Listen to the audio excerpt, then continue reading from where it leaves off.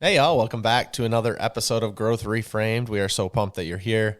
Last week we talked all about something that Meg has near and dear to her heart, being a perfectionist, being a type A perfectionist. And so if you didn't listen to last week, go ahead and give it a listen. This week we're going to be talking all about toxic beliefs. And there's a number of them that we've put here, but I think we could have gone on all day. I think a lot of us let these toxic beliefs and things in our mind that maybe we're aware of or maybe we're unaware of control the narrative of our life and kind of help tell our story, even though a lot of them are complete crap.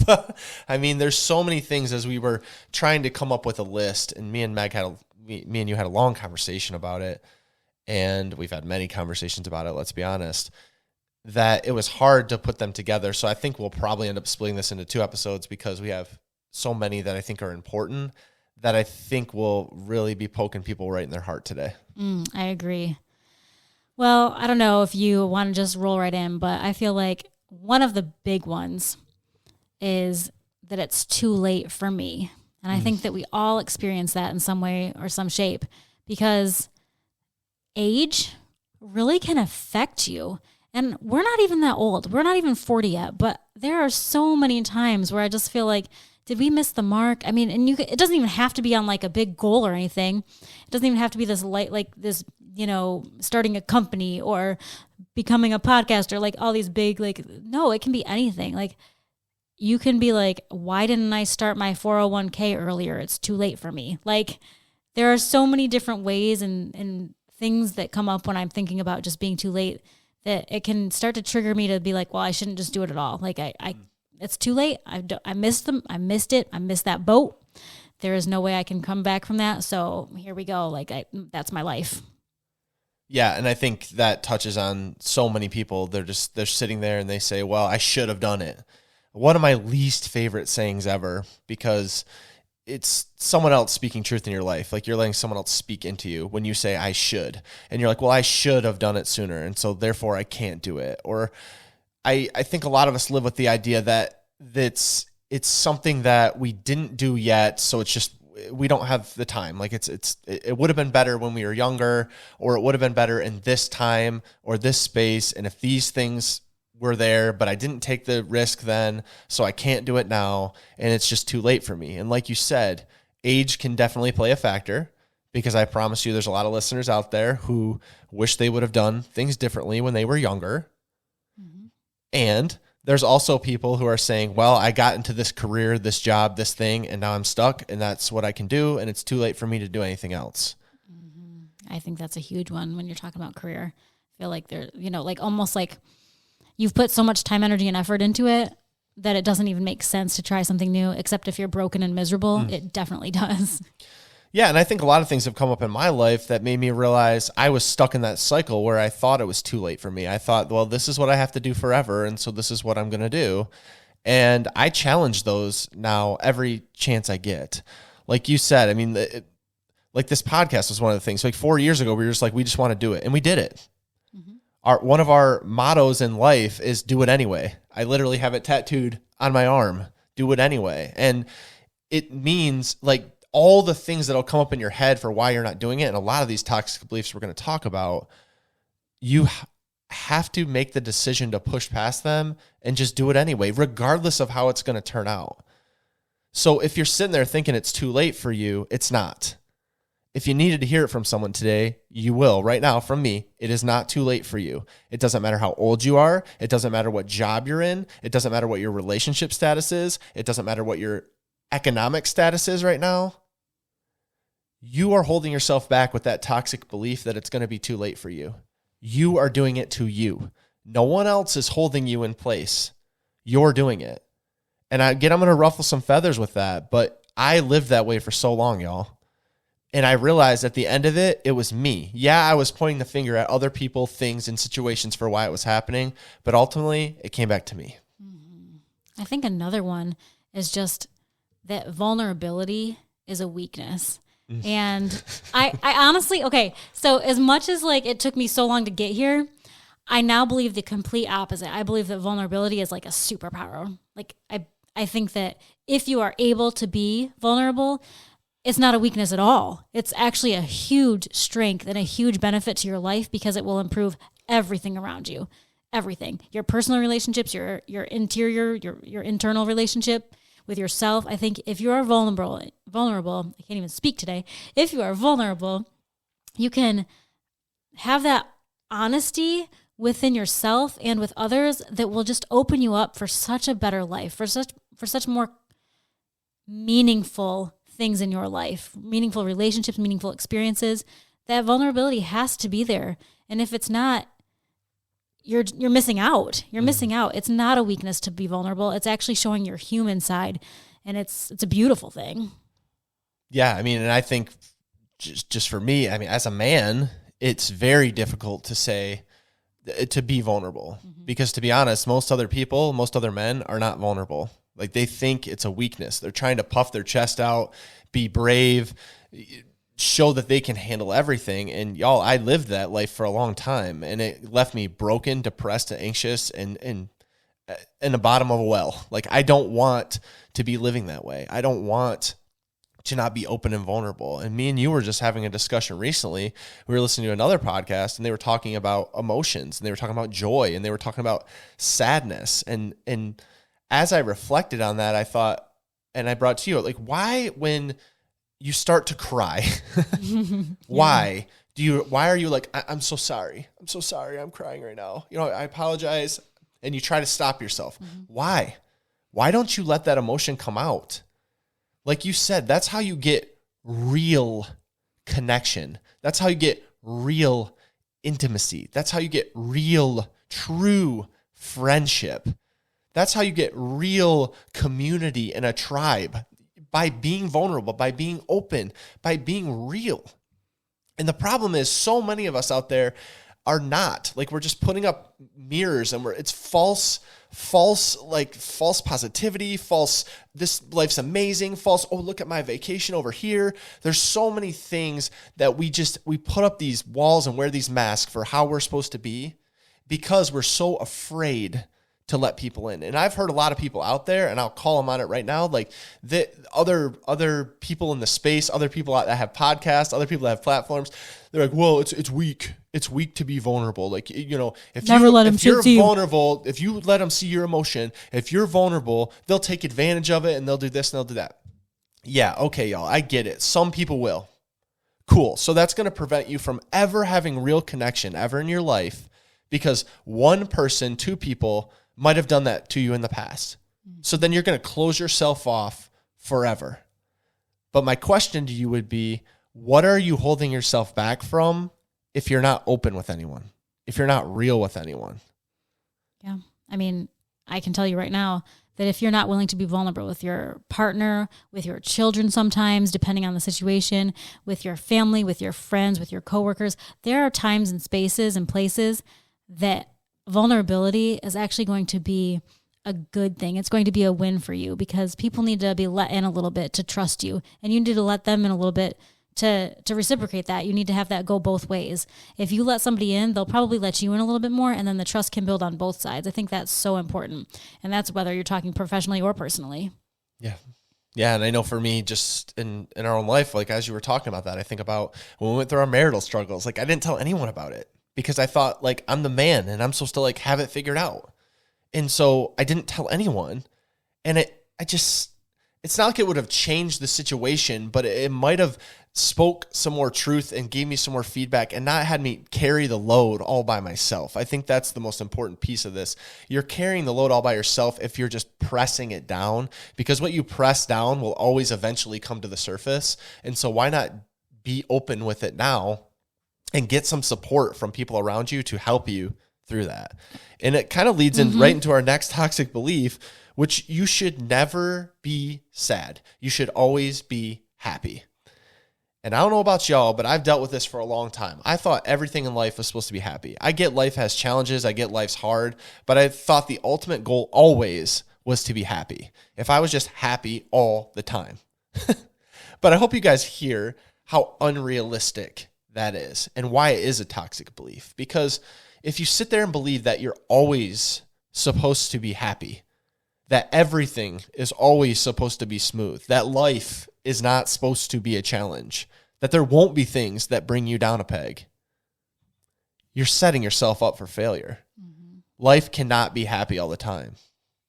And if you think it's about to be, you're going to be very depressed most of the time because you cannot live up to that standard. Like, you cannot live up to that standard. There are going to be hard things.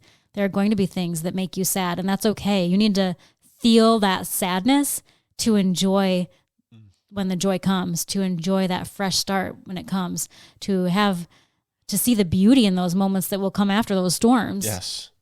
Yeah, I mean, the darkness of those valleys, like when you come out and you climb out of that valley into the sunlight, what a bigger experience that is than just trying to pretend and make yourself believe that you're happy. And I think so many of us, because we think we have to be happy all the time, we chase happiness. We chase happiness with a job. Well, this one's paying $2 more, so I'm going to go there. Or this isn't working, or this relationship isn't working. We jump from jobs, we jump from relationships, we jump from things. We buy things. We try to do anything we can to make ourselves feel that high of being happy because we think we're supposed to be that way all the time. And I don't know if y'all have tried that. It doesn't work because eventually that high wears off. And you're right back to where you were. And like you said, Meg, then you're sitting there and you're depressed and you're thinking something's wrong with you because you think everyone else around you is happy, right. Which leads right back to our thing of being vulnerable. Like, if people were more vulnerable and open, you would realize that everyone's not happy all the time. Right.